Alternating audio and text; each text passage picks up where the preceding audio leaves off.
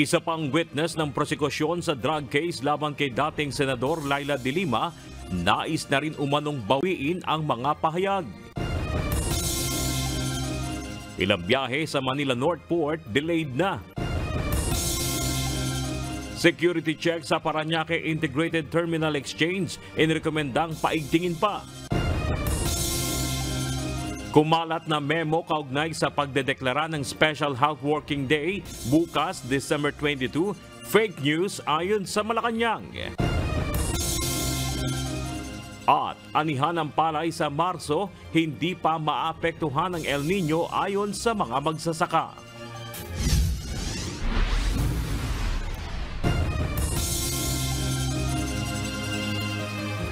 Magandang hapon Pilipinas at sa buong mundo.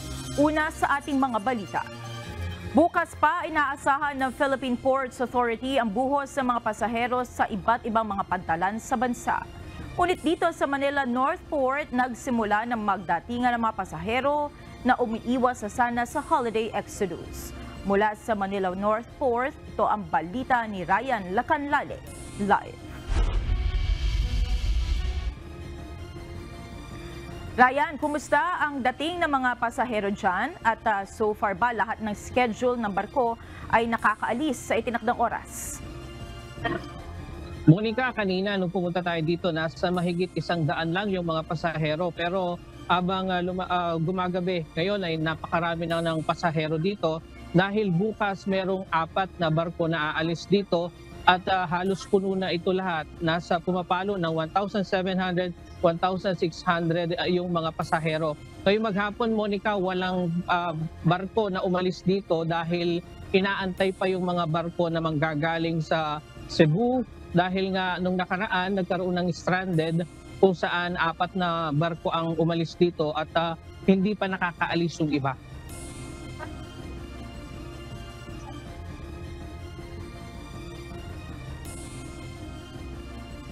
Uuwi sana ngayong araw sa Misamis Occidental si Aljun at kanyang 2 kapatid. December 19 pa ng umaga sila lumuwas mula Baler Aurora papuntang Maynila. Ngunit alas 3 ng hapon noong araw ding iyon sila sinabihan ng shipping company na maaantala ng isang araw ang kanilang biyahe sa barko. Dahil saktong pamasahe pa uwi at pagkain lang ang kanilang dalang pera, wala silang magawa kundi magtiis na sa pantalang matulog ng 3 araw. Tapos yung pera namin, ano lang sa pagkain namin, unti-unti. Kasi mahal naman yung bilhin dito eh. Okay lang, ano lang, mura lang yung bilhin namin. Tipid lang, para makauwi lang, punta sa probinsya.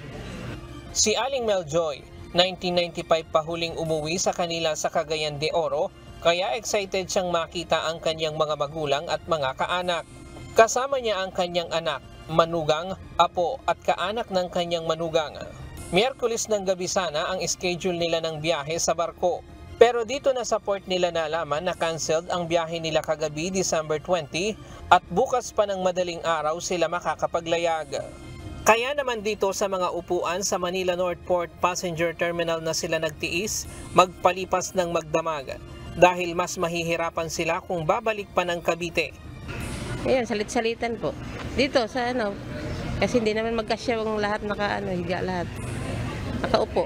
Ako nagbabantay sa apo ko kasi may mga lamok, ganyan. Medyo, pero kailangan lang tiyagaan para makauwi. Kabilang sila sa mahigit 100 pasahero na piniling manatili sa terminal kaysa umuwi muna dahil nalipat ng ibang araw ang schedule ng kanilang pag-alis. Ngunit paliwanag ng Philippine Ports Authority, wala nang stranded sa mga pantalan dahil sa nakaraang bagyong Kabayan. Ayon sa PPA, karaniwang nagiging dahilan ng mga nare-reschedule na biyahe ng barko ay sama at pabago-bagong lagay ng panahon. Isa pa ay ang pagkakansela ng mga shipping company kapag overcapacity na ang biyahe. Kaya payo ng PPA sa mga sasakay ng barko, ugaliing tumawag o makipag-ugnayan muna sa shipping company bago magpunta sa pantalan para masiguro ang biyahe lalo na sa ganitong peak season. So, meron po tayong mga naitatala ng mga kababayan natin na maagang pumupunta sa mga pantalan and then biglang namumove yung biyahe nila. Yun po yung isa nating pinapanawagan sa kanila na pumaari po, tawagan muna nila yung shipping agency, yung shipping lines bago magtungo sa pantalan para pagdating po dito dire-diretso at wala na po yung mga abala na hindi nila agad nalaman na namove pala yung biyahe. Ginagawa naman ng PPA ang lahat para maging komportable ang mga pasahero gaya ng paglalagay ng water refilling station, charging station at pagdagdag ng mga palikuran. Nananawagan din ito sa shipping lines na abutan ng tulong ang kanilang mga pasahero na naaantala ang biyahe. Simula bukas ay inaasahang aabot sa halos 300,000 ang mga pasaherong darating sa mga pantalan sa buong bansa. Kaya umaapila ang ahensya sa mga shipping line na magdagdag na ng biyahe para hindi maabala ng husto ang mga nais umuwi ng probinsya para sa long holiday. Ito na lang yung usually talaga na kapag peak season, meron po tayong mga nagiging problema, yung mga challenges natin talaga kapag yung meron tayong kakulangan ng barko. At ito po, inaamin natin, meron po tayong kakulangan ng barko na dumadaong sa mga pantalan kapag peak season. Kaya panawagan po natin sa ating mga shipping lines at sa marina po, sana po magkaroon ng dagdag na barko. Dahil po karaniwan talaga po napakarami, peak season talaga yung ngayong pong Disyembre. Monica, patuloy na paalala ng Philippine Ports Authority sa ating mga kababayan na magtutungo sa mga pantalan na iwasan ng magdala ng mga ipinagbabawal gaya ng mga matutulis na bagay, mga sumasabog, paputok, maging yung mga gamit sa kalan gaya ng butane at mga lighter. Iwasan na rin na magdala ng maraming gamit gaya ng mga appliances. Ayon sa PPA, dapat baunin ng ating mga kababayan na pupunta sa pier ay mahabang pasensya dahil sa maaaring maging abala pagdating dito sa mga pantalan. Siyan muna ang latest mula dito sa Manila Port. Balik sa'yo. Angela o Monica. Maraming salamat, Ryan Lacanlale, live na nag-uulat mula sa Manila North Port. Hindi masyadong kontento ang Metropolitan Manila Development Authority o MMDA sa isinagawang security inspection sa bagahe ng mga pasaherong pumapasok sa Parañaque Integrated Terminal Exchange o PITX. Kaya inirekomenda nilang higpitan pa ng terminal ang seguridad upang mas maging ligtas ang mga pasahero na bibiyahe ngayong holiday season. Ito ang balita ni JP Nunez live. JP, sa anong aspeto naluluwagan ng MMDA sa ginagawang security enforcement ng PITX? Pagdating doon sa mga pasahero na pumapasok ng terminal hanggang doon sa pagsakay sa bus. Kaya yung mungkahi nga nila ay magdagdag pa ng mga tao para doon sa pag-i-inspeksyon ng mismong mga bagahe kapag ka nandun na sa bus bago ito isakay.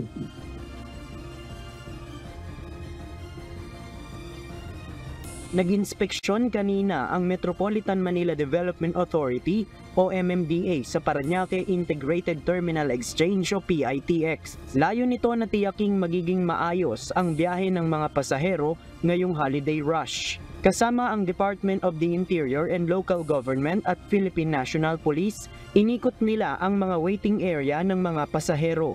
Gayon din ang mga provincial buses, EDSA carousel buses at terminal ng mga jeep na bumibiyahe sa Metro Manila. Batay sa assessment ng MMDA, maayos namang na-accommodate ng PITX ang mga pasahero kahit nagdadagsaan na ang mga ito. Pero ayon kay MMDA General Manager Procopio Lipana, medyo maluwag pa sa security ang terminal dahil wala umanong nag-iinspeksyon sa mga bagahe bago ito isakay sa bus. Medyo dapat dagdagan nila yung konting consciousness pagdating sa security. May mga nakadeploy namang pulis sa loob ng PITX upang makatuwang sa seguridad, pero ayon sa DILG, may kakulangan talaga sa mga law enforcement personnel kaya mahalaga rin na sumusunod ang mga mananakay. Naintindihan natin ang resources ng ating law enforcement ay kulang din. Kaya dapat talaga tulungan. Tugon ng PITX management, magdadagdag pa sila ng mga security personnel mula sa Philippine National Police at sa LGU upang lalo pang higpitan ang pag-iinspeksyon sa mga bagahe ng mga pasahero. That's the plan, sir, and that's actually yung gusto natin na mangyari, sir. Na dagdagan yung ating security personnel natin from PNP and then from the LGU and of course from the PITX itself. Sa loob ng PITX, mayroong mga gwardya ang tumitingin sa mga bag ng mga pasaherong papasok sa terminal at isa-isa itong pinabubuksan para makita ang mga laman. Kapag malalaking bagahe naman, ay ipinapaamoy ito sa mga explosive detection dogs upang matiyak na wala itong lamang pampasabog.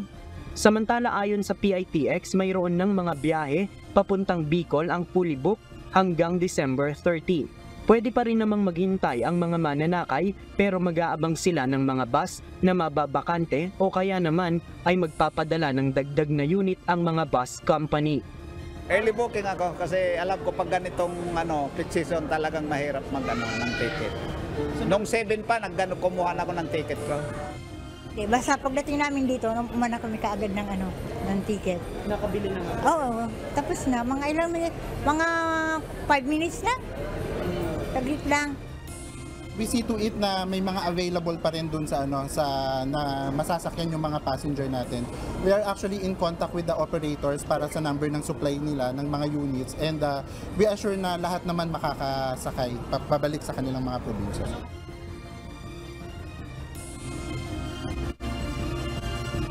Monica, as of 5 p.m. nasa almost 90,000 na yung naitalang foot traffic dito sa PITX at inaasahan na ngayon yung rush hour hanggang mamaya ay pwede pang umabot yan ng nasa 120,000.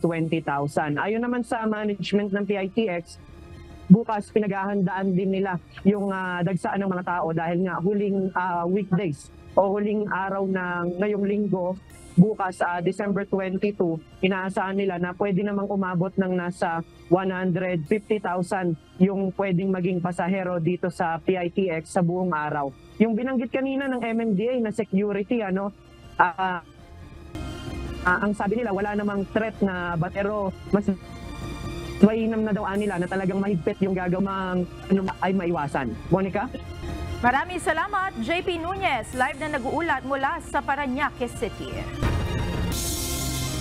Iniimbestigahan na ng Land Transportation Franchising and Regulatory Board at Manila International Airport Authority ang viral video ng umano'y fare matrix ng taxi sa airport.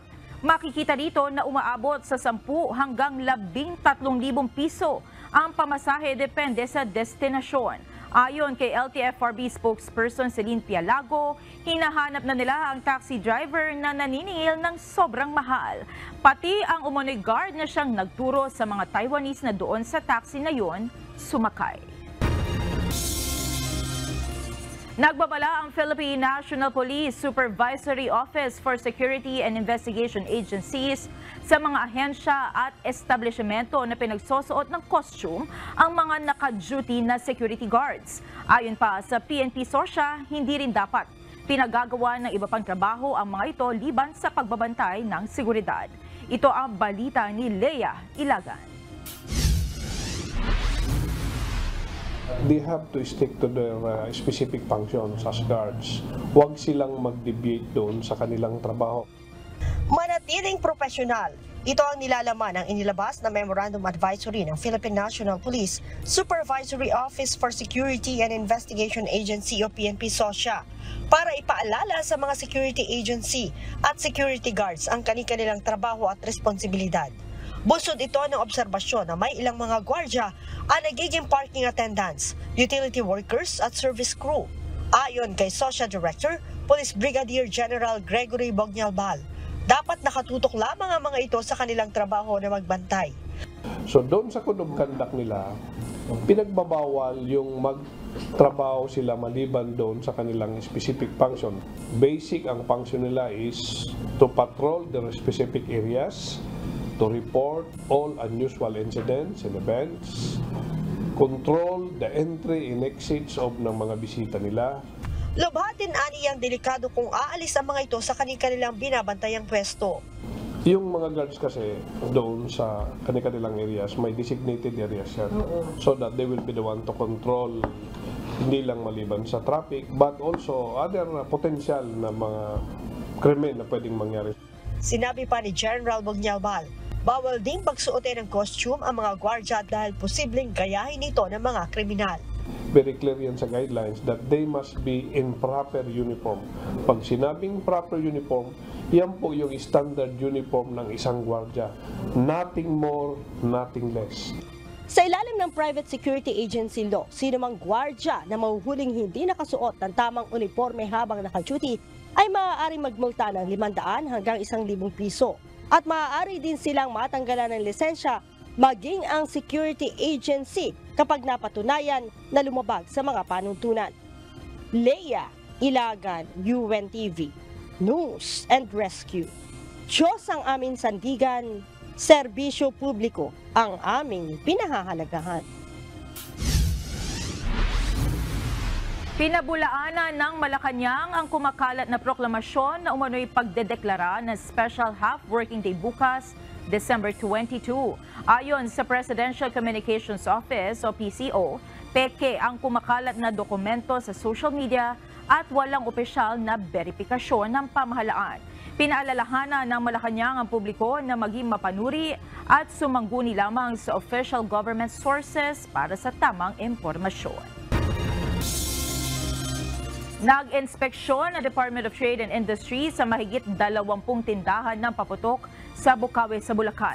Ayon kay DTI Assistant Secretary Amanda Nograles, 3 sa mga ito ang nakitaan ng paglabag.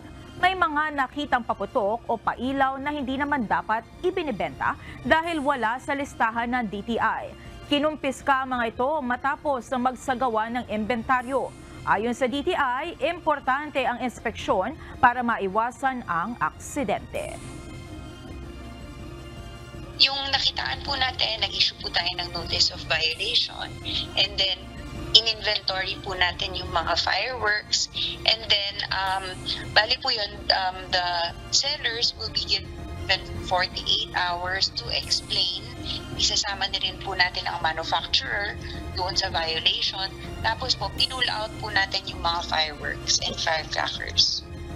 Posibleng hindi pa maramdaman ang epekto ng El Niño sa produksyon ng palay sa unang bahagi ng 2024 ayon sa isang grupo ng mga magsasaka. Pero nakukulangan ang mga ito sa paghahandang ginawa ng pamahalaan. Ito ang balita ni Ray Pelayo. Sa tingin ko sa ngayon wala pang epekto kasi karamihan sa mga nakatanim ngayon, dry season crop yan no? Karamihan sa mga nakatanim ay irrigated areas, no? Kampante pa ang Federation of Free Farmers na magkakaroon pa ng magandang ani ang mga magsasaka sa Nueva Ecija na siyang rice granary ng bansa. Unang sinabi ng Pag-asa na nakararanas na ngayon ng drought ang lalawigan kasama ang Cavite. Ayon sa grupo ng mga magsasaka, maayos ang irrigation system sa Nueva Ecija kaya't hindi pa ramdam ang epekto ng El Niño sa ngayon. Ang definition nila, yung sabi mong meteorological drought, is just a level of rainfall that is below the normal, no? So, kailangan ma-interpret yan ng Department of Agriculture. Yung below normal na yan, kung ilang millimeter ng ulan yan, yan ba ay sapat na para sa palay? O nag-uumpisa ng kulangin? It doesn't mean na kung sabihin ng Pag-asa may drought in Nueva Ecija, wala nang ulan sa Nueva Ecija. No? So that has to be clarified, I think. Pero ang pinangangambahan ng grupo ay ang maging epekto ng El Niño sa kanilang pagtatanim sa kalagitnaan ng taon. Kung hindi nila mapapalitan ng tubig sa mga dam, ay maaaring wala silang gamitin para sa irigasyon. E paano pag walang masyadong ulan during that period? Yun po ang mas nakikita kong mas delikado sa atin. Yung May, June plantings that are supposed to be harvested in September, October, November next year. Ay baka yun ang maapektuhan ng El Niño. Duda din ang grupo sa kahandaan ng pamahalaan sa pagharap ng posibleng maging epekto ng El Niño sa produksyon ng pagkain sa bansa. Kailangan nila ng panahon para maitayo ang mga infrastrukturang kailangan para matiyak na may gagamiting tubig sa mga sakahan kung hindi magkakaroon ng mga pag-ulan. Kung kulang yung ulan, dapat ngayon nagpe-preserve tayo ng tubig ulan. No? Of course, meron yung dam, pero matagal na yan pag pinag-uusapan yung mga water impounding, nasaan na yun? No? Kung ngayon lang tayo magtatayo yan, baka hindi na umabot kasi it's not a simple matter na maghuhukay ka sa lupa. Kamakailan lang pinag-utos ni Pangulong Ferdinand Marcos Jr. ang pagbuo ng El Nino Task Force para matugunan ang posibleng maging epekto nito sa bansa. Nakapaloob sa action plan ng administrasyon ang mga hakbang para matiyak ang water, food and energy securities sa bansa. Ayon kay Department of Science and Technology Secretary Renato Solidum, 77% ng mga probinsya sa bansa ay may potensyal na makaranas ng tagtuyot sa katapusan ng Mayo sa susunod na taon. Strong ang indication ng El Nino, so we have to prepare. Ray Pilayo, UNTV News and Rescue, Diyos ang aming sandigan, serbisyo publiko ang aming pinahahalagahan. Isa pang witness ng prosekusyon sa natitirang drug case laban kay dating Senator Laila De Lima ang nais na rin umanong bawiin ang mga pahayag. Nagsumite ng kanyang letter of intent to recant si retired Police Brigadier General Jerry Valeroso kay Judge Henergito ng Muntinlupa Regional Trial Court Branch 206. Nakasaad sa sulat na may petsang December 18 na nagpasya siyang bawiin ang mga naunang pahayag upang mapalaya na ang lahat ng akusado na maling nakasuhan sa korte. Nais din umano nito na ihayag ang buong katotohanan na pawang hearsay at kasinungalingan ang lahat ng reklamo laban sa mga akusado. Ayon sa sulat, 2019 pa niya binalak umanong mag-recant pero nangangamba siya para sa seguridad ng kanyang pamilya.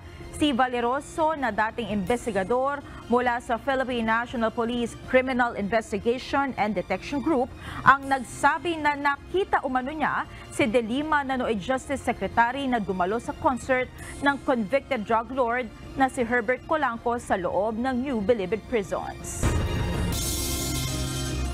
Nakatakda ng manumpa bukas, December 22, ang higit sa 3,000 passers sa 2023 online bar examinations. Isasagawa ang oath-taking sa SMX Convention Center sa Pasay City alas 2 ng hapon. Lalagda rin sa role of attorneys para maging ganap silang mga abogado. Ito ang unang pagkakataon na manunumpa ang bar passers sa kaparehong taon ng kanilang pagkuha ng pagsusulit. Narito na ang mga balitang nakalap ng UNTV News Global Correspondents na ihahatid ni Nerissa Dando mula sa Nagoya, Japan.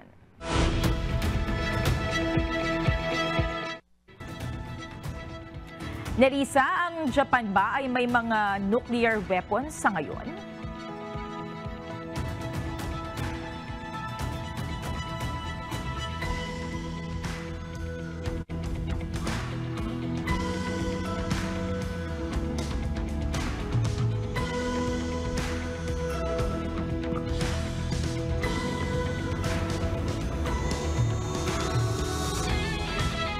Babalikan natin si Nerissa maya-maya lamang. Samantala, pinangunahan ni Pangulong Ferdinand Marcos Jr. ang ika-88 anibersaryo ng Armed Forces of the Philippines. Dito, binigyang diin ng Pangulo ang mahalagang papel ng AFP sa mga hamong kinakaharap ng bansa tulad na lamang ng issue sa West Philippine Sea. Ito ang balita ni Nel Maribojoc live. Yes, Monica, patuloy na gigiit ng Pilipinas ang karapatan nito sa West Philippine Sea. Ito ang isa sa mga mahalagang mensahe ni Pangulong Ferdinand Marcos Jr. sa 88th anniversary ng AFP dito sa Camp Aguinaldo, Quezon City. Nagpahayag rin ng pagkabahala si Pangulong Marcos sa insidente ng harassment ng Chinese Coast Guard sa resupply mission sa Ayungin Shoal, kung saan nakasama si AFP Chief of Staff General Romeo Browner Jr. Tiniyak naman nito na hindi niya papalagpasin ang nangyari at patuloy niyang igigiit ang karapatan ng bansa. We shall continue to assert our rights in accordance with the Philippine Constitution and international law. The recent incidents involving no less than our AFP Chief of Staff is worrisome. Yes, but it is a proud demonstration of Filipino courage against coercion and our firm resolve to protect, preserve, and uphold our territorial integrity. Ng Pangulo na patuloy na susuportahan ang AFP sa mga programa nito at sa modernisasyon. Iniutos rin ng Commander-in-Chief ang patuloy na pagpapalakas ng alyansa sa ibang mga bansa. Ayon naman sa AFP Chief of Staff, pinalakas na nila ang pagbabantay sa teritoryo ng bansa. Simultaneously, we have strengthened our territorial defense operations by heightening our presence in our key maritime domain and intensifying our maritime security operations as a response to the increasing challenges to our sovereignty and territorial integrity. Samantala, inanunsyo naman ng Pangulo ang kanyang pag-aproba sa increase para sa tinatanggap na monthly gratuity pay ng Medal of Valor awardees. Sa ngayon ay hinihintay pa natin yung detalye kung magkano yung idadagdag sa benepisyong ibinibigay nga dito sa mga sa Medal of Valor awardees. Yan muna ang ating update. Balik sa iyo, Monica. Maraming salamat, Nel Maribohok, live na nag-uulat mula sa Camp Aguinaldo. Nagkausap sa telepono sa Department of Foreign Affairs Secretary Enrique Manalo at Chinese Foreign Minister Wang Yi hinggil sa relasyon ng Pilipinas at China. Ayon kay Secretary Manalo, kapwa sila naging prangka at tapat sa kanilang pag-uusap na nagtapos ng maayos at may malinaw na unawaan hinggil sa posisyon ng bawat isa. Muling binigyan diin ng DFA ang kahalagahan ng pagkakaroon ng dialogo upang mapag-usapan ang mga isyong nagdudulot ng hindi pagkakaunawaan. Sa isang pahayag, isinisi naman ni Wang ang kasalukuyang tensyon sa West Philippine Sea sa pagbabago ng polisiya ng Pilipinas at sa hindi pagtupad sa umano'y pangako ng bansa. Hinimok pa nito ang pamahalaan ng Pilipinas na gawing prioridad ang pagresolba sa kasalukuyang maritime situation sa West Philippine Sea. Ang nasabing dialogo ay nangyari matapos ang pakikipagpulong ni Pangulong Ferdinand Marcos Jr. kay Chinese President Xi Jinping sa sidelines ng APEC Economic Leaders Summit sa San Francisco, USA. Balikan natin si Nerissa Dando mula sa Nagoya, Japan. Nerissa? Yes, Monica. Simula nang balikan ko yung tanong mo kanina, no? Simula nang magkaroon ng pambobomba o mangyari yung pambobomba sa Hiroshima at Nagasaki, Japan, ay ipinagbawal ng konstitusyon ng Japan noong 1967 ang pagmamay-ari at pagpapakilala ng nuclear weapon dito sa Japan. Monica? Sige, Nerissa, ibigay mo na ang mga balita sa iba't ibang panig ng daigdig. Handang lumaban ng nuclear kontra nuclear ang North Korea kung kinakailangan, ayon sa kanilang leader na si Kim Jong-un. Subalit pananatilihin pa rin ng Estados Unidos ang diplomasya sa pagitan nila ng North Korea sa gitna ng tumitinding tensyon. Ito ang balita ni Rayjon Bolivar. So we have tried to make it a policy of never not reacting to every provocative statement that he makes. We remain committed to a diplomatic approach to the DPRK and call on the DPRK to engage in dialogue. Hindi magdadalawang isip ang Pyongyang na maglunsad ng nuclear attack kung gagamitin din ng kanilang kaaway ang kanilang nuclear weapon. Ito ang naging pahayag ni North Korean leader Kim Jong-un sa kanyang pagpupulong kasama ang mga sundalo na nagtatrabaho para sa Military Missile Bureau ng bansa. Ayon sa state network na KCNA, binati ang mga ito ng leader at pinuri sa kanilang isinagawang launching drill ng isang Intercontinental Ballistic Missile o ICBM noong Linggo at Lunes. Ipinakita rin umano ng launching test na ito ng North Korean Army ang kanilang loyalty at strong stand ng kanilang armed forces. Sinubukan ng North Korea ang paglulunsad ng pinakabago nitong ICBM upang makita ang kahandaan ng nuclear forces nito laban sa tumitinding alitan ng DPRK at Estados Unidos. Kinundina naman ni Kim Kim Yong-jong, ang kapatid ng North Korean leader, ang pagkakaroon ng pagpupulong ng United Nations Security Council dahil sa ginawang paglulunsad ng North Korea ng ICBM kamakailan. Dagdag pa niya, isa itong pagsasagawa ng karapatan ng bansa sa self-defense. Subalit ayon sa US, pananatilihin pa rin ito ang diplomasya sa North Korea at gagawin lang ng US ang commitment sa mga kaalyado nito. We harbor no hostile intent to the DPRK, as we have made clear since the outset of this administration, and our commitments to the defense of the Republic of Korea and Japan remain ironclad. Nagsagawa ang US, South Korea at Japan ng isang stage joint air drill kahapon, December 20, gamit ang isang strategic bomber malapit sa Korean Peninsula upang mapalakas ang defense readiness ng Seoul. Rajan Boulevard, UNTV News and Rescue. Diyos ang aming sandigan, serbisyo publiko ang aming hinahalagahan.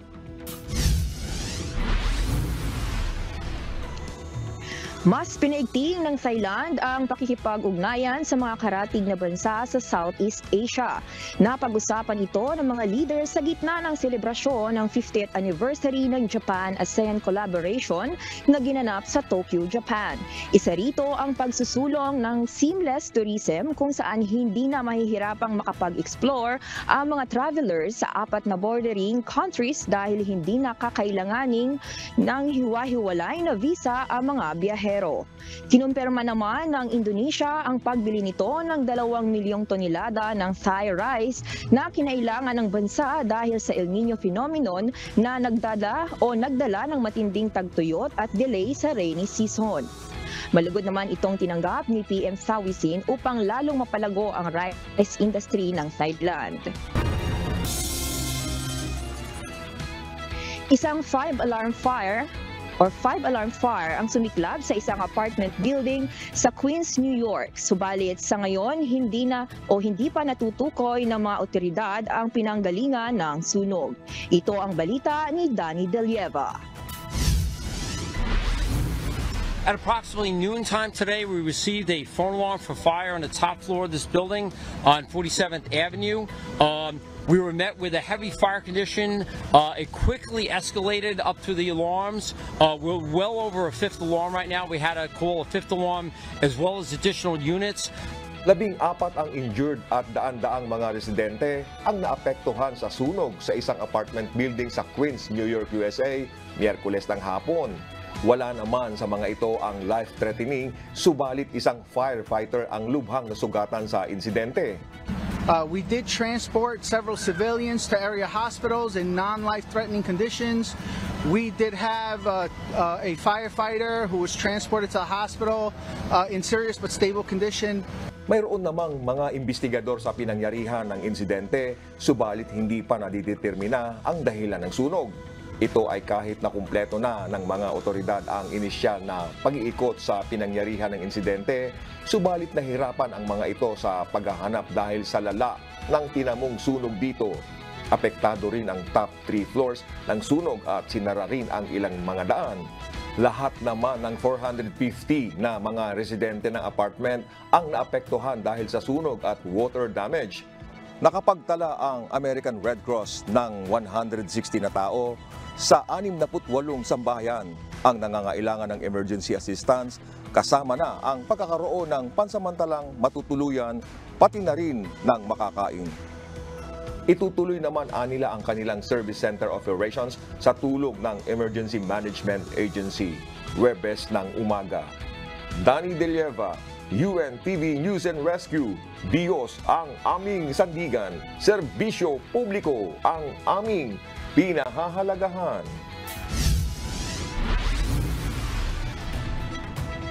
Binili ni Jessica Vincent ang isang colorful vase sa isang thrift store sa Virginia, USA sa halagang $3.99 o nasa 220 pesos. Nang tingnang maigi ni Vincent, nakita niyang gawa ito sa Italy na isang high-end Murano glass at lumabas din ang pangalang Venini, isang famous Italian glassworks company. Kaya naman naibenta ito ng Wright Auction House sa halagang $107,000 o nasa million pesos. Napag-alamang ang vase ay galing sa Penelate series ni Carlo Scarpa, isang architect na dinisenyo ang vase para sa Vinini noong 1942. Kaya naman isa itong one of a kind at rare na thrift store find. Tuloy-tuloy na ang dating ng ating mga kababayan sa mga paliparan para bumiyahe bago ang long holiday. Tiniyak naman ng Manila International Airport Authority o MIAA na handa sila sa dagsa ng mga pasahero ngayong weekend. Mula sa NAIA Terminal 3, ito ang balita ni Harleen Delgado, live. Harleen, kumusta ang sitwasyon dyan sa paliparan? On time at nasa tamang schedule ba ang mga flight?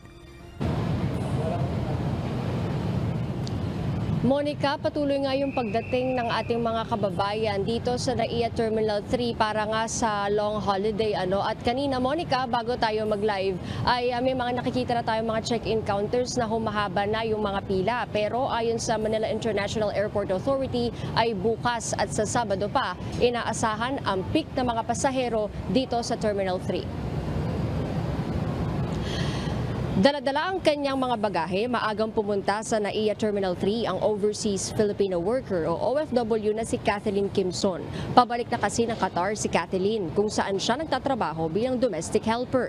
Magkahalong emosyon ang nararamdaman ngayon ni Kathleen ngayong paalis ng bansa bago pa man ang holiday. Masaya na malungkot na hindi ko makakapilang pamilya ko at saka yung mga magulang ko. Para sa kanila yung kumbaga pag-aaral kasi 2 po college ang anak ko. Ang magkakapatid namang sina Robert, Catherine at Angelo at kinakapatid na si Crizel, first time sasakay ng eroplano para umuwi ng Davao kung saan sila magbabakasyon kasama ang pamilya ng kanilang ina. Yun nga lang, nagkaaberya ang kanilang flight. Muntikan pa po ma-stranded. Dapat 1 pa po kami aalis. Dumating po kami dito sa aktong 1. Kasi po nakalagay po dun sa papel po namin na parang ticket na verification, 3 po dapat kami aalis. Sana po maging safe yung paglipad namin tapos pagbaba po namin ng eroplano. Monica, ayon kay MIAA Officer in Charge Brian Co, nasa 140,000 na ang mga pasahero sa NAIA kada araw. Inaasahang papalo ito sa 145,000 bukas, araw ng Biyernes at sa Sabado. Mas mataas anya ang bilang ng mga pasahero ngayon kumpara noong nakaraang taon at inaasahang malalampasan pa ang pre-pandemic levels. We are always above our daily capacity. We are doing 45 million passengers per year, and we're just at designed for 32 million. But given the past few months, even though we're processing around 130,000 passengers per day, and we're able to achieve 80% on-time performance, so even with that, of course, the capacity issue, nagagawa naman po natin ng paraan para ma-accommodate itong mga pasahero natin that are coming in and out of Manila. Tiniyak naman ni Co na patuloy ang pagpapabuti sa operasyon ng NAIA upang maiwasan ang mga aberya at mapabuti ang pananatili ng mga pasahero sa paliparan. We're in the middle of a rehabilitation program, especially of the air conditioning systems of Terminal 3. So ongoing yun, of course, since we procured that this year, hindi naman lahat matatapos before December. So a lot of the systems have been installed already. Sa ngayon, Monica, wala anyang naitalang flight delay sa NAIA habang 2 flight ng PAL Express patungong Basco, Batanes at pabalik ng Maynila ang kanselado kaninang umaga dahil sa sama ng panahon sa destinasyon.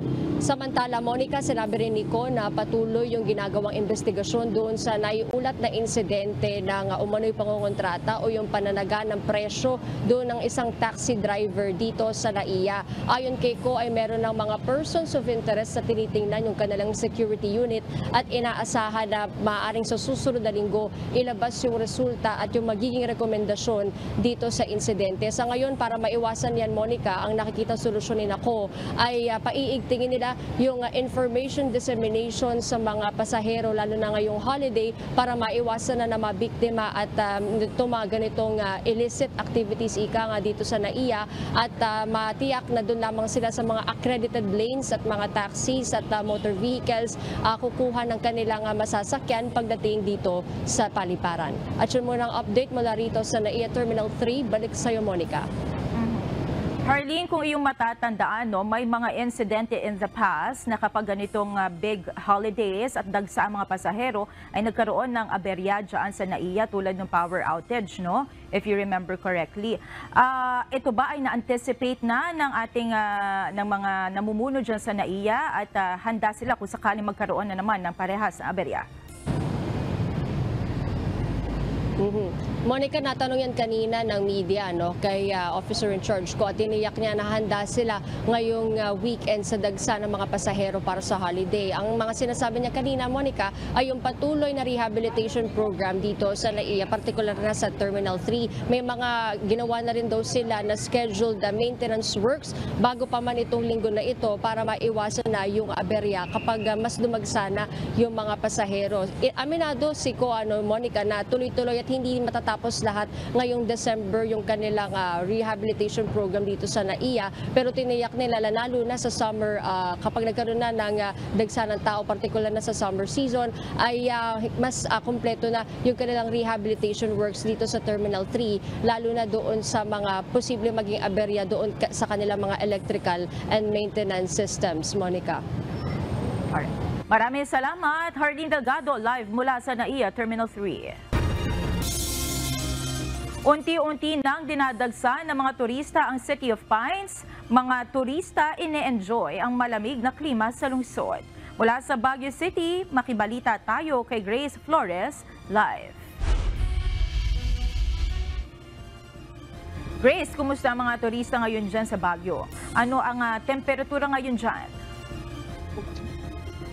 Yes, Monica, sa ngayon ay nakakaramdam ngayon ng 15 to 21 degrees Celsius ang mga turista at residente dito sa Baguio City. At sa ngayon nga ay patuloy ang pagdagsa ng mga turista dito sa City of Pines.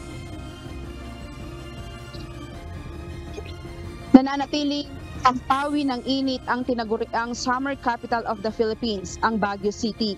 Mga magbabarkada, pamilya ang dumarating sa Baguio City mula pa sa iba't ibang lugar gaya ng Pangasinan, Ilocos, Bicol at Metro Manila.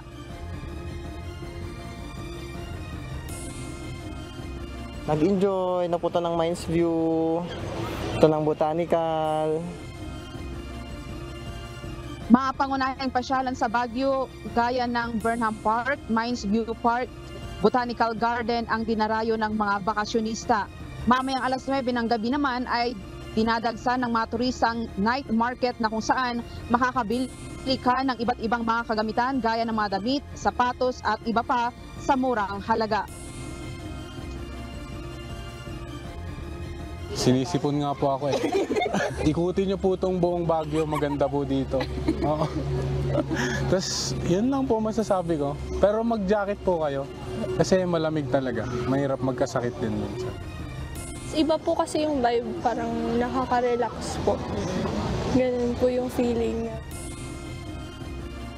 Fully booked na rin ang ilang mga hotels, gayon din ang mga transient homes bago pa mag-December 25. Kasabay nito, mas pinahigpit ang seguridad na ipinatutupad ng PNP Baguio sa mga pangunahing pasyalan upang masiguro na walang makalulusot na mga masasamang loob at maingatan ang seguridad ng mga bakasyonista.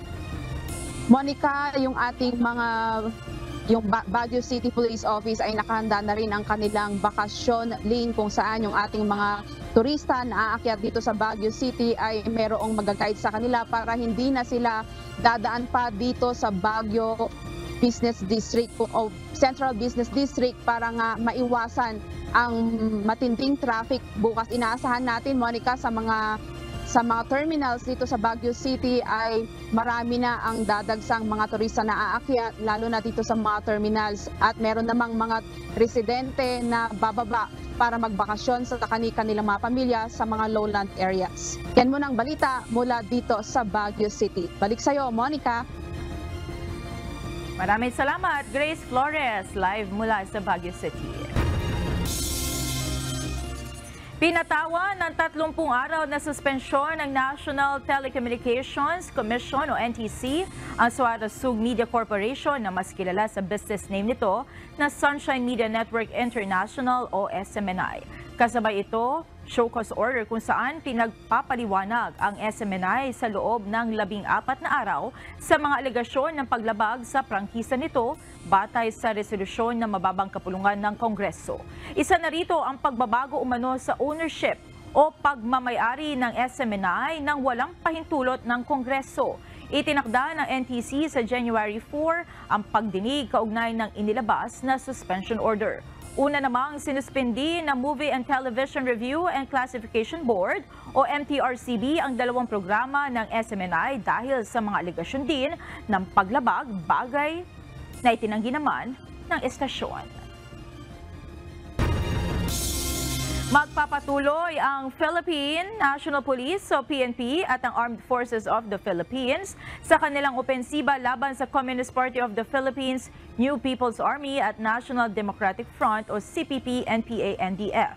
Ito'y bilang paghahanda na rin sa nalalapit na ika-55 anibersaryo ng komunistang grupo sa December 26. Ayon kay PNP, PIO Chief Police Colonel Jean Fajardo, wala silang ipatutupad na suspension of police operation o SOPO gaya ng naging pahayag ng AFP na hindi sila magpapatupad ng suspension of military operations o SOMO. Noong lamang December 17, nagkasagupa ang tropa ng militar at NPA sa barangay Malalay, Balayan, Batangas na nagresulta sa pagkasawi ng isang sundalo at ikinasugat ng 3 iba pa habang 6 naman ang nasawi sa panig ng mga rebelde. We will not lower our guards. Alam po natin na magkakaroon nga po at magse-celebrate sila ng anniversary itong December 26, yung CPP-NPA. So, hindi po tayo mag-co-employment natin doon sa mga police station na malalayo, na vulnerable po sa enemy attacks, ay nagdagdag po tayo ng puwersa doon, particularly coming doon sa ating mga maneuver forces, sa ating mga sub-troopers, ay dineploy po natin dyan sa mga vulnerable police station.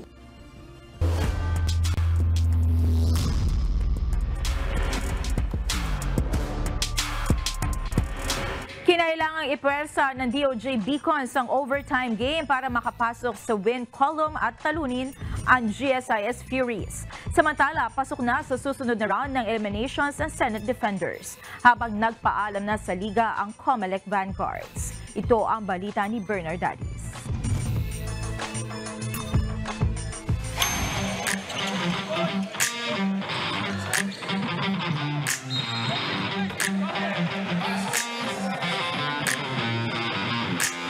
Masayang nagpaalam sa UNTV Cup Season 10 ang Department of Justice Beacons sa kanilang huling laban kahapon sa hardcourt ng Liga ng Public Servants.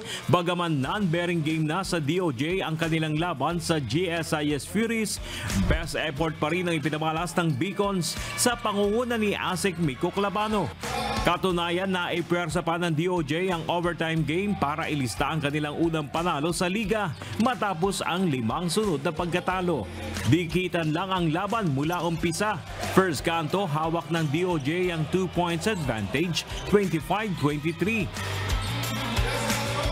Kumayod ng 23-16 ang GSIS para lumamang na sila ng 5 points sa second quarter, 41-46. Dumikit ang DOJ sa third kanto at ibinaba sa 1 point ang advantage ng GSIS, 56-57. Fourth quarter, palitan lang ng abante at ilang beses nag-deadlock. Last 12.6 seconds sa fourth quarter, abante pa ng 2 puntos ang GSIS, 79-81. Courtesy ng 1 out of 2 sa free throw ni Renny Boy Bansani. 8.7 seconds left, pumasok ang dalawang free throw ni Michael Sebastian Soler ng DOJ para itabla sa 81 points. May pagkakataon pa sanang maipanalo ng GSIS, subalit hindi pumasok ang attempt ni Banzali. This is for the win. Banzali! No! And we will go into OT. Why not? Deadlock na naman at 86 points sa overtime period, 1 minuto na lamang ang nalalabi. 35.5 seconds left, lumamang pa ng 2 points ang GSIS courtesy ng layup ni Banzali, 86-88. Subalit ginulat ni Jesse Alastoy ang Furies ng kanyang 3-point dagger, 17.1 seconds left sa ballgame. Abante na ng 1 puntos ang DOJ, 89-88. Sinundan pa ito ng mahigpit na depensa ni Alastoy plus a block para i-reject ang ikinasang play ng GSIS. Sinelyuhan ang tagumpay ng DOJ mula sa perfect 2 free throws ni Alastoy. 4.5 seconds left, abante na ng 3 points ang Beacons. Sumubok pa ng another extended period ang GSIS, subalit hindi pinalad na pumasok ang tira hanggang sa tumunog na ang buzzer, 91-88. Panalo ang DOJ. Possible? No, and a win by the DOJ their first. Best player of the game si Jesse Alastoy na kumolekta ng 9 points, 8 rebounds at may 3 blocks. Sabi ko wala nang oras eh. Saka last game na namin, manalo matalo is parang no-bearing naman sa amin, pero sabi namin, ito yung papaunin natin sa year end, manalo tayo. Sabi ko sa mga kasama ko, ito yung baon natin hanggang sa 2024. Manalo tayo, sabi ko sa mga kasama ko. Kasi nag-struggle talaga kami sa depensa namin, sa opensa namin. So tinulungan niya kami. Salamat kay Coach Raymond Valenzuela. Sa kabila ng panalo, nagpaalam na sa liga ang DOJ, habang nakaabang naman ang GSIS sa resulta ng laban ng ibang team para sa kanilang chance na makaabante sa next round.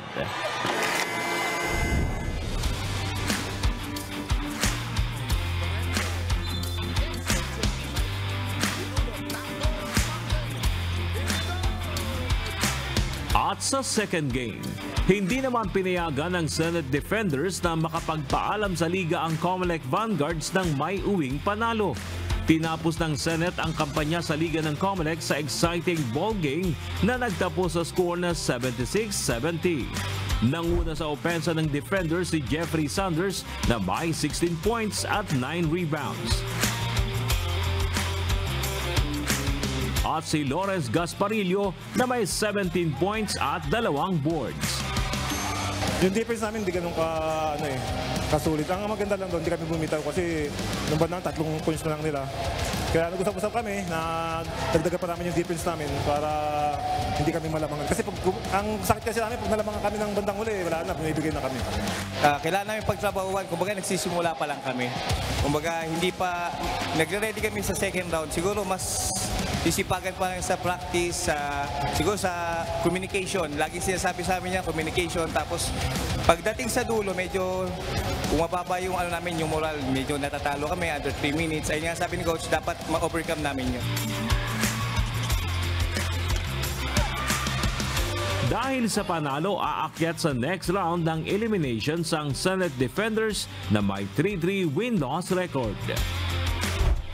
Bernard Daddy's UNTV News and Rescue. Diyos ang aming sandigan, serbisyo publiko ang aming pinahalagahan.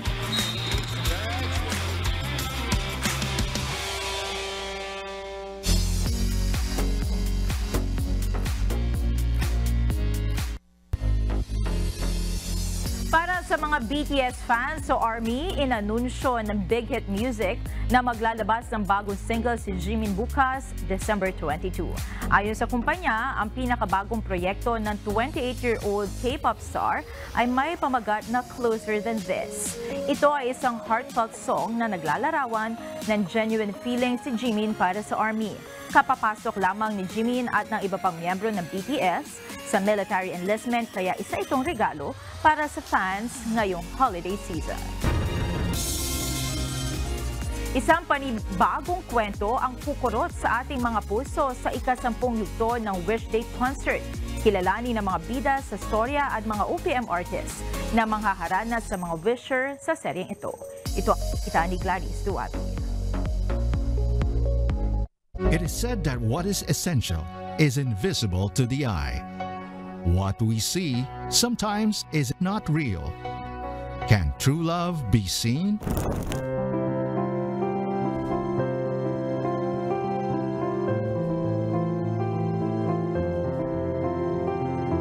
Sa nakaraang Wish Date Memoir, natunghayan ng mga wisher ang istorya ng pag-ibig at pagkakaibigan. At ngayong December 26, 2023, isang panibagong kwento ang ating mapapanood sa ika-10 installment ng Wish Date Concert na pinamagatang Invisible. Sa pagkakataong ito, matutunghayan ang pag-arte ng seasoned actress na si Daria Ramirez. Nararamdaman ko kasi malapit na pumanaw. Kasama din sa mga bibida sina E.A. Guzman, Chris Abaya, Kate Iano. Ako, di ako confused. Sigurado ako. Hindi na mapagkakatiwalaan. At Good Morning Kuya host Ira Mariano. Promise me, you'll not fall for anyone here sa tahanan. Dahil ang Wish Date Concert ay hindi lang isang short film, tampok din ang ilang OPM artist na magbibigay buhay sa ilang awitin.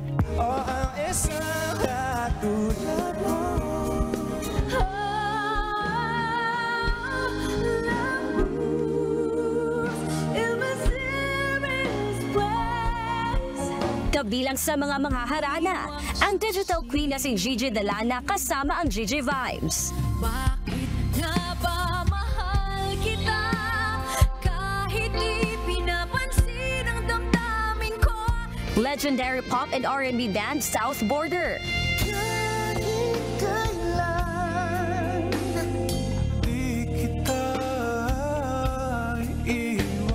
Singer-songwriter at former Up Darmanao lead vocalist Army Milyare.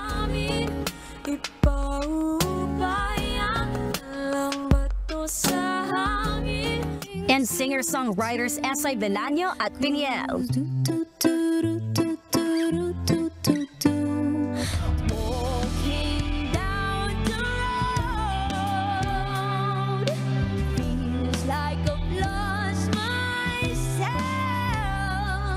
Lahat ng ito ay matutunghayan ngayong Martes, December 26, 2023 sa Smart Araneta Coliseum. Ang 10th installment ng Wish Date ay binuo sa pagtutulungan ng Wish 1075 at KDR Music House. Make your holidays meaningful and unforgettable with Wish Date Invisible. Gladys Tuwabi, UNTV News and Rescue. Diyos ang aming sandigan, serbisyo publiko ang aming pinahahalagahan.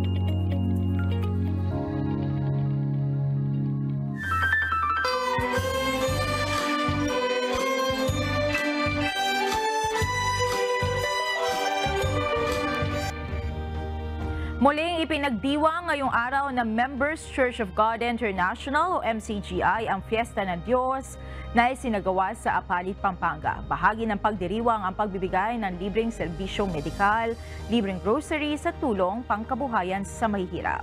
Ito ang balita ni Nestor Torres live. Nestor, kumusta ang naging pagdiriwang ng Fiesta ng Diyos dyan at gaano karami ang mga dumalo at natulungan? Yes, Monica, napakaraming mga natulungan dito. Tumaabot ng hindi bababa sa 7,000. Yung mga natulungan na taabot sa nasa mahigit 15,000. Yung mga nagtungo dito sa Fiesta ng Diyos para masaksihan ang paggawa ng mabuti at kawang-gawa nga ng MCGI. Umuwing may baon na gamot at libreng check-up at mga grocery at nabusog pa sa mga pagkain ang mga bisita at mga kapatid sa Members Church of God International sa pagdiriwang ng Grand Fiesta ng Diyos ng Members Church of God International sa Apalit, Pampanga.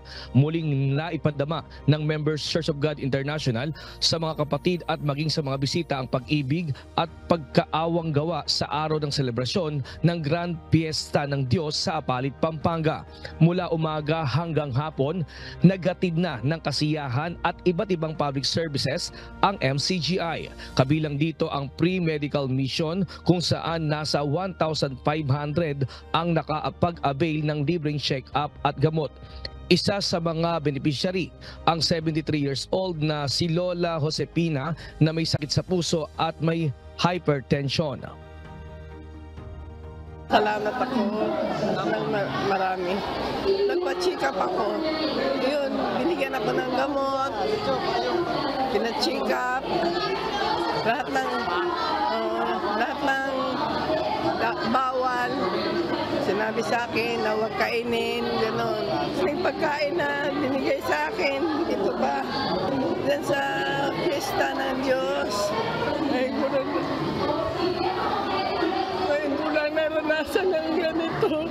Huwag kami sakaling mamatay. Hindi ko kami mamatay nito. Nakalaking bagay sa akin itong nangyari dito. Salamat sa Diyos.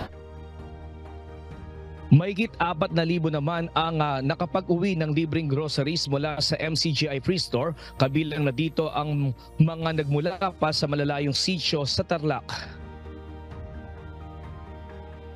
Masaya po kami na galing kahit na po na malayo po kami pinanggalingan, naalis po yung pagod namin.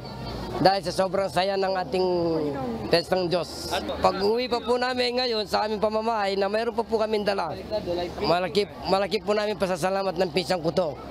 Lalong-lalo na sa Panginoon nating Diyos. Dahil po binigyan po kami ng pagbiyaya na uuwi po namin sa aming pamamahay po sa Bamban.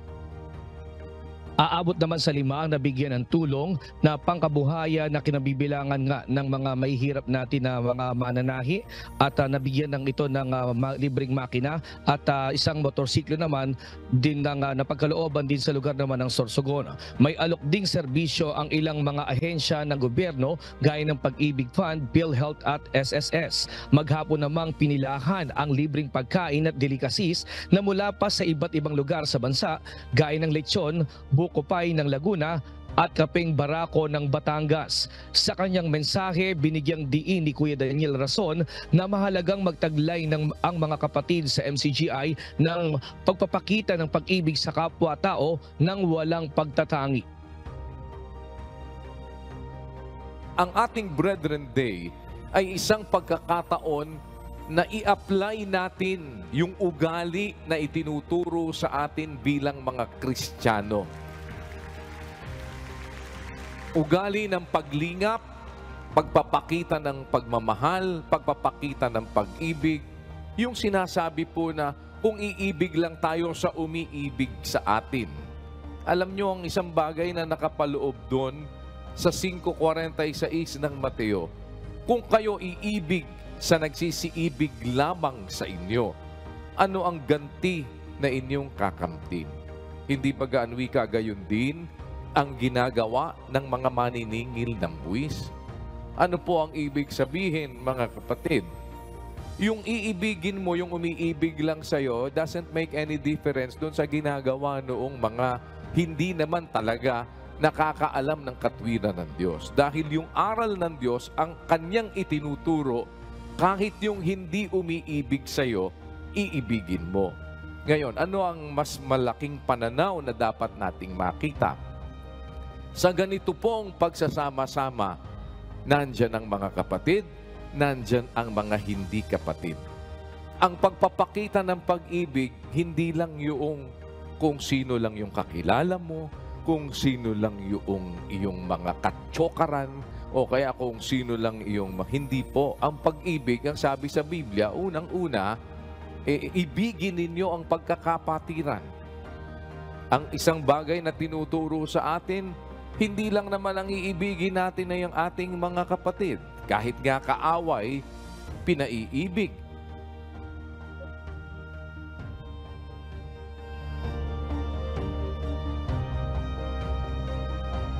Monica, sa awat tulong ng Diyos ay natapos na nga itong selebrasyon ng Piyesta ng Diyos dito sa MCGI Convention Center at talagang lahat ng mga umuwi ay talagang nabusog.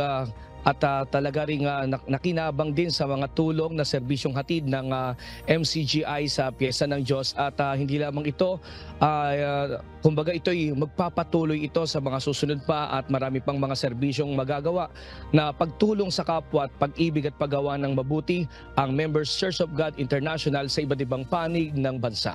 At yung mga latest live mula dito sa Pampanga. Balik sa iyo, Monica. Maraming salamat, Nestor Torres.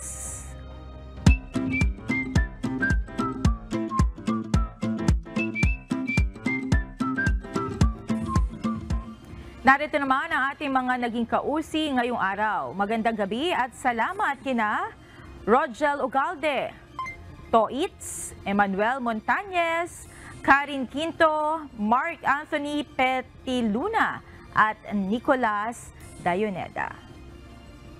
At narito ang salita ng Diyos na ating sandigan mula sa aklat ng Ecclesiastes, Kapitulo 5, versikulo 10, na nagsasabi, "Siyang umiibig sa pilak ay hindi masisiyahan sa pilak, o siya mang umiibig sa kasaganaan ng pakinabang, ito man ay walang kabuluhan."